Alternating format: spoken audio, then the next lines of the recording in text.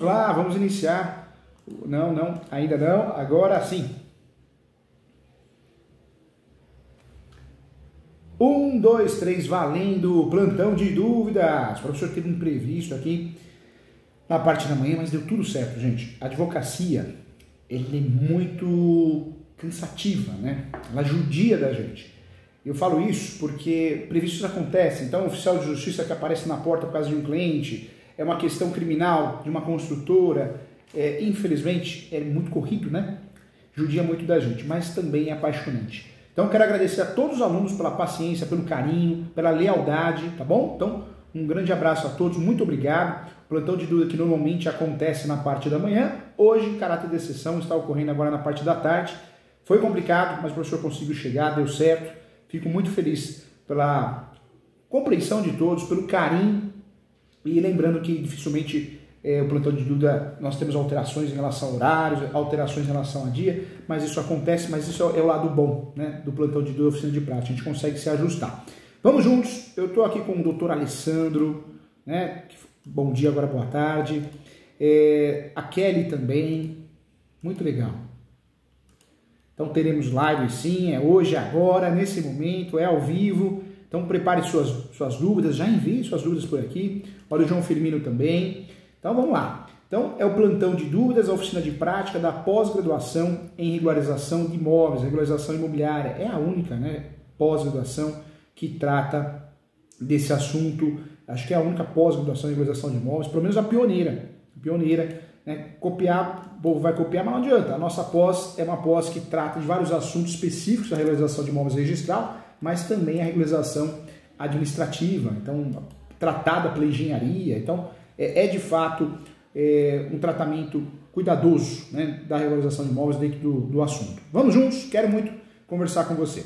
Quero lembrar a todos que existe a regularização de imóveis registral, que é a regularização de imóveis feita no cartório de imóveis. Nós temos várias ações judiciais para regularizar um imóvel: ação de adjudicação compulsória, ação de uso capião, ação demarcatória, ação de divisão de terras, ação de retificação de área.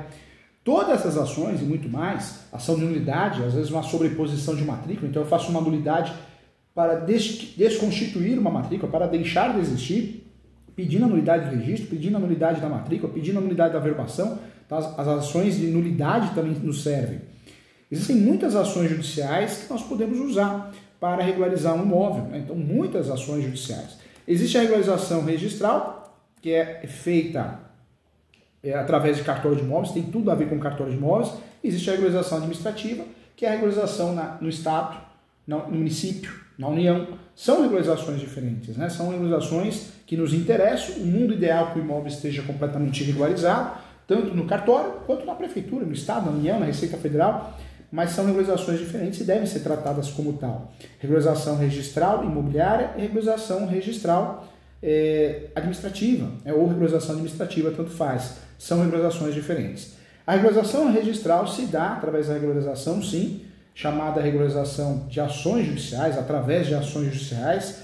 Nós temos os meios extrajudiciais também, então eu consigo regularizar um imóvel através da escritura pública feita pelo tabelião de notas, posteriormente registrada no cartório de imóveis. Então eu tenho a possibilidade de fazer esse tipo de regularização também.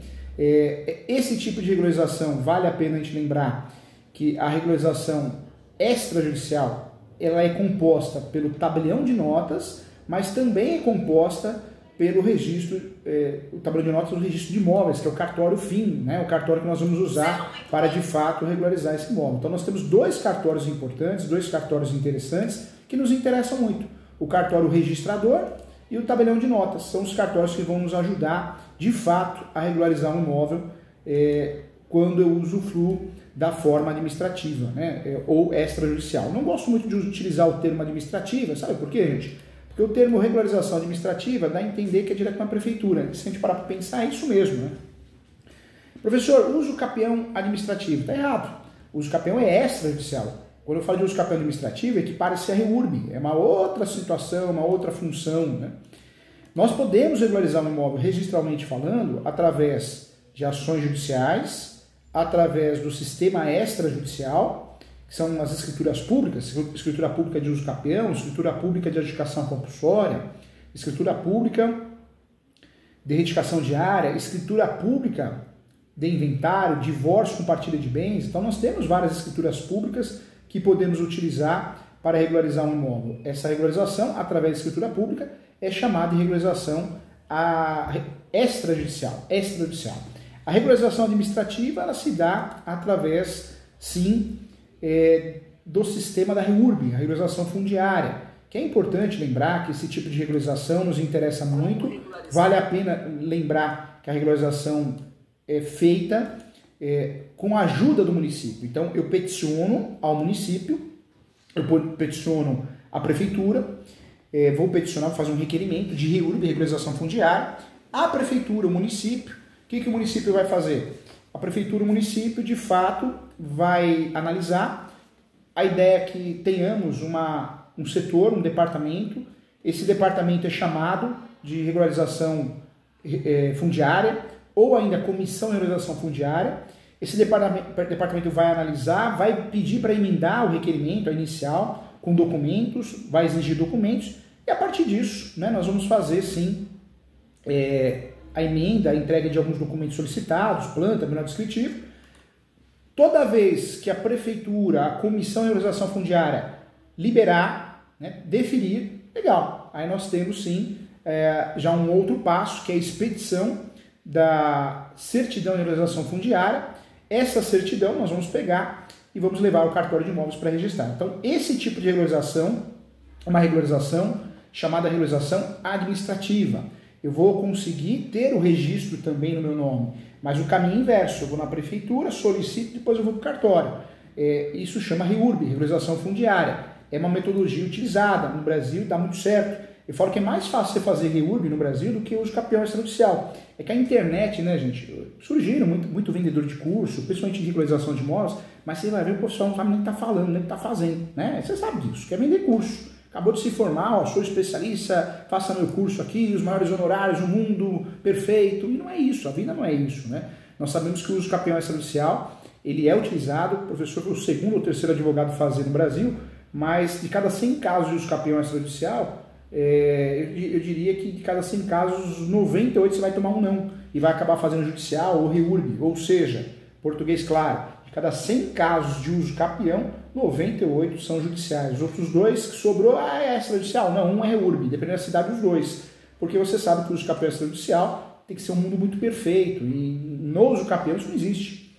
O cliente, quando ele procura, ou existe iminência de litígio, ou existe litígio de fato, ou a situação é polêmica, contraditória, faltam provas, falta planta, menor descritivo, o cliente não tem condições financeiras, o cartório da cidade é conservador. Então, muitas vezes o uso campeão judicial é mais utilizado, o REURB, tá? Então é importante saber para iniciar na regularização de imóveis. Isso é fundamental. Quando nós falamos de regularização de imóveis aqui, eu trago outro ponto importante também. A REURB, ela é sensacional, o procedimento, a ideia da REURB. E volto a falar, né? Nós conseguimos fazer mais REURB em muitos lugares do Brasil do que propriamente regularização por outros meios. A REURB é um grande avanço, um avanço real.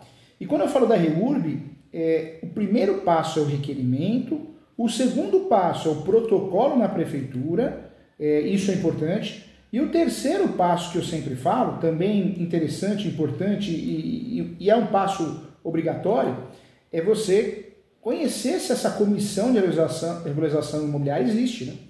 No Brasil existem muitas regularizações, ou melhor, no Brasil existem muitas prefeituras que não tem regularização nenhuma, não tem comissão de verdade. Existe uma comissão de fachada, né, gente? É uma realidade no nosso país. Ou seja, uma comissão instituída, mas são pessoas que fingem que trabalham nessa comissão. Na verdade, a prefeitura finge que tem uma comissão de regularização fundiária, a prefeitura, o município, mas na prática não existe. Isso é real. Você sabe como funciona o nosso país. É uma realidade. É uma triste realidade, mas precisamos conversar sobre isso. E se existe uma comissão fake news, né? Fake, né? Se existe uma comissão de mentira, você acha que eles vão regularizar alguma coisa? Os pedidos são indeferidos. Professor Júlio, mas isso existe no Brasil? Existe, gente. Então, é importante falar sobre isso. A regularização, através da REURB, ela é muito legal, muito importante, dá muito certo toda vez que a gente tem essa regularização de fato instituída. Ela dá muito certo, né? A chance de a gente ter sucesso é muito grande. Então é importante falar sobre isso. Quando nós não temos essa comissão instituída, não tem jeito, não há o que se falar, né, em relação não tem o que fazer. Você não vai conseguir colher frutos, resultados úteis, é uma realidade.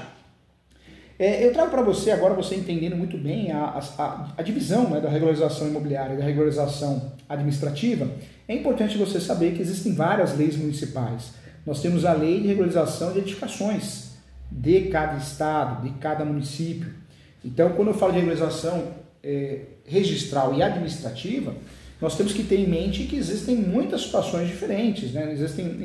Temos que ter em mente que, de fato, existem leis municipais, estaduais e federais. Então, o nosso estudo tem que ser amplo.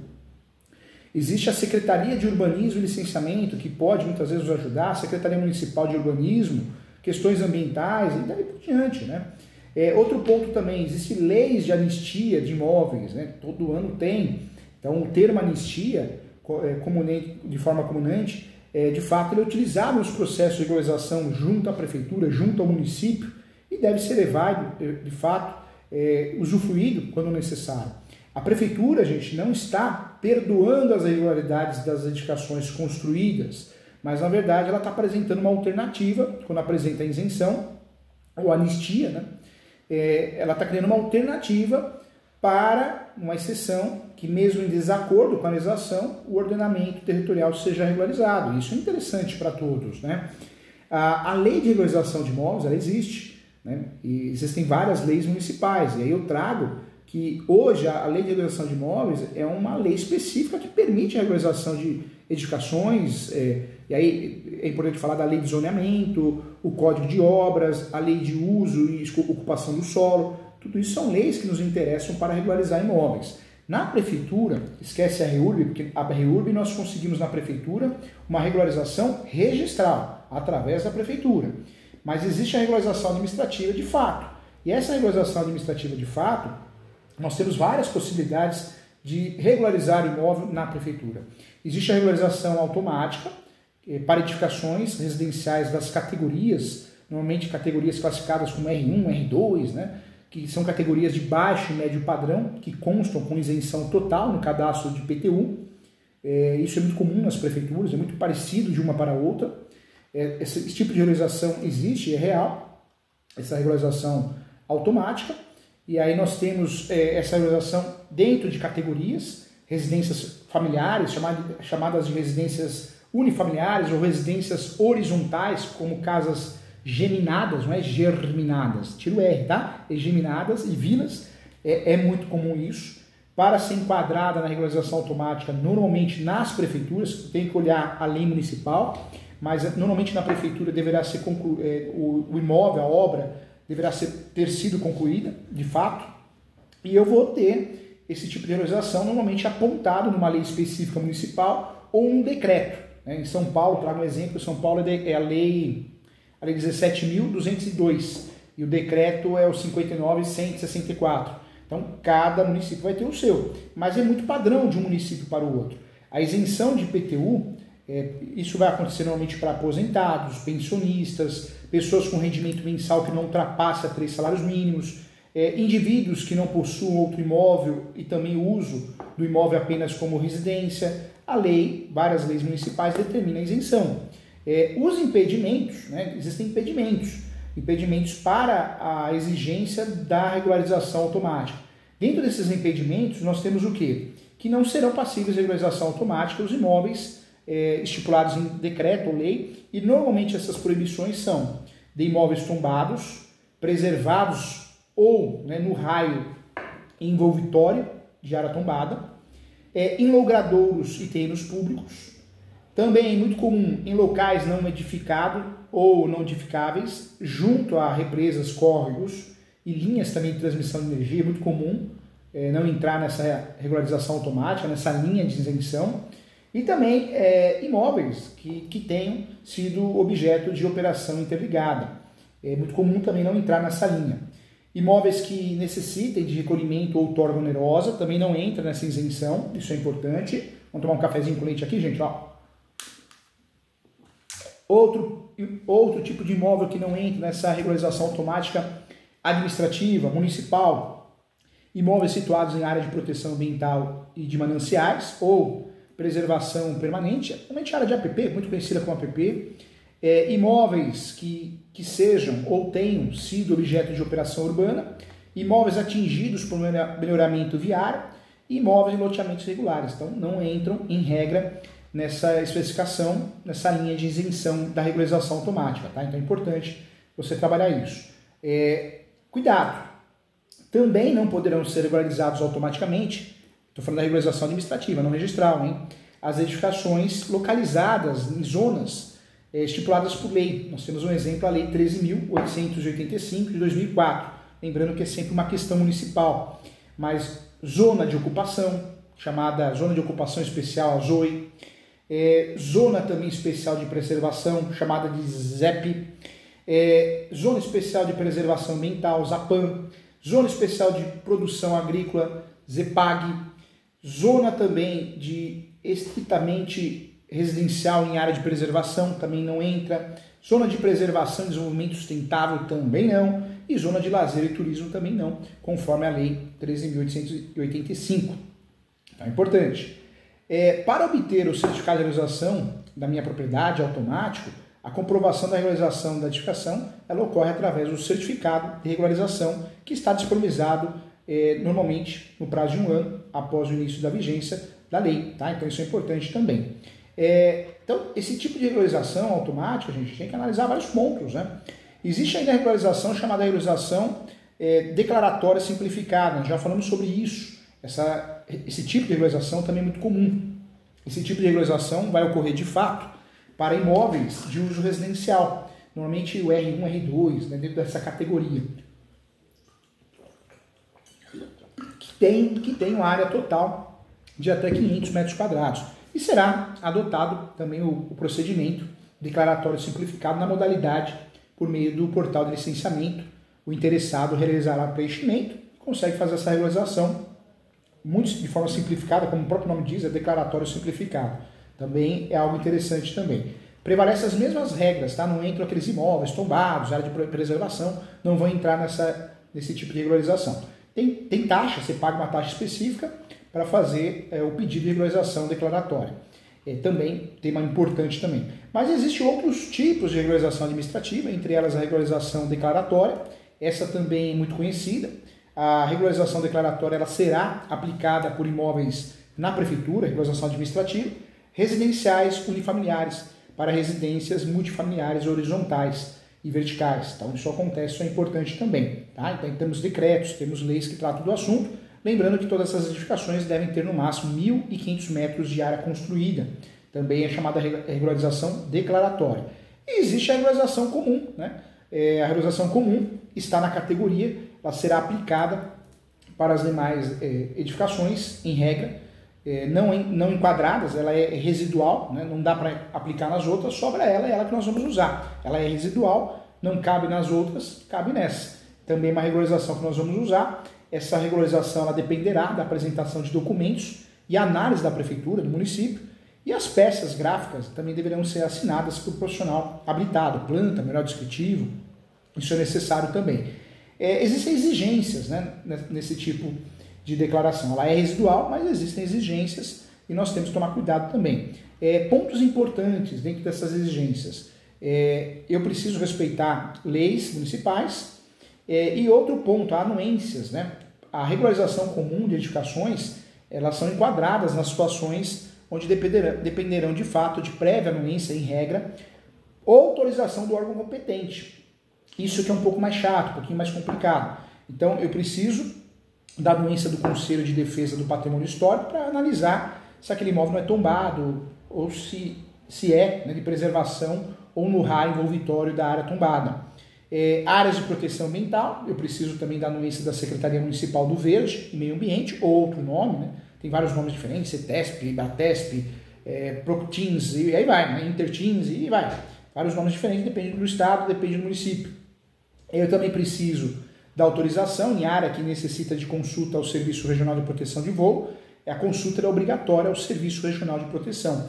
E também preciso analisar sempre situações que abriguem atividade institucional enquadrada em usos especiais ou incômodos. Né? O interessado também irá através da declaração, atestar que atende os parâmetros de incomunidade disponíveis nos quadros, né, da lei, normalmente das leis municipais, entre os exemplos eu trago a lei 13.885. E também, gente, não podemos esquecer do polo gerador de tráfego, né? Situações que dependerão do certificado de diretrizes da Secretaria Municipal de Transporte e respectivo termo de recebimento de aceitação, que é o chamado TRAD também. Então, veja, não é impossível, mas é burocrático. Mas é isso que nós estamos discutindo na nossa aula, na nossa pós, para aprender a fazer e poder ajudar o nosso cliente para que ele tenha um imóvel regularizado de forma registral e também de forma administrativa. Essa é a ideia, tá bom? Isso é importante também. Legal, cheio de perguntas aqui. Eu quero deixar claro novamente, gente, nós temos então, e é isso, o advogado, o engenheiro, o arquiteto, que quer trabalhar com regularização de imóveis, ele precisa entender que existem duas regularizações diferentes. A regularização registral é uma e a regularização administrativa é outra. Tem muita confusão em relação a isso, né? Hoje em dia tem muitos cursos na internet que cobram caro de você, arranca dinheiro e não explica, te induz a erro. Infelizmente, né? A internet tem coisa boa e coisa ruim como qualquer coisa na vida. Então, separe, explique isso para o seu cliente. Outro ponto que eu queria deixar claro, você não consegue, jamais você vai conseguir, uma regularização automática. Professor Júlio, eu ganhei ação de uso capião, então a prefeitura pode ficar tranquilo, também está regularizado na prefeitura. Não é assim, não funciona assim, né? Na verdade, eu não consigo ter a regularização automática total do imóvel. Quando eu busco a regularização registral, é para facilitar a ordem correta, é para facilitar a regularização na prefeitura. Essa é a ordem correta, na União, Estado, município e na Receita Federal. Mas nem sempre é possível, nem sempre eu consigo. Então, eu preciso tomar cuidado com isso. São regularizações diferentes, né? Então, é importante tomar cuidado, porque senão eu vendo uma coisa para o cliente, uma coisa que não existe, tá? Olha a Renata aqui que está conosco. Legal.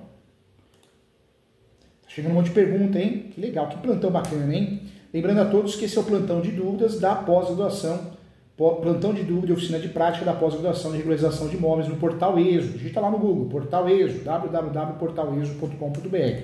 Acho que é a única pós de regularização de imóveis do Brasil, ou pelo menos a primeira, né? Porque copiam, como diz o Chacrinha, copiam tudo. Vamos lá.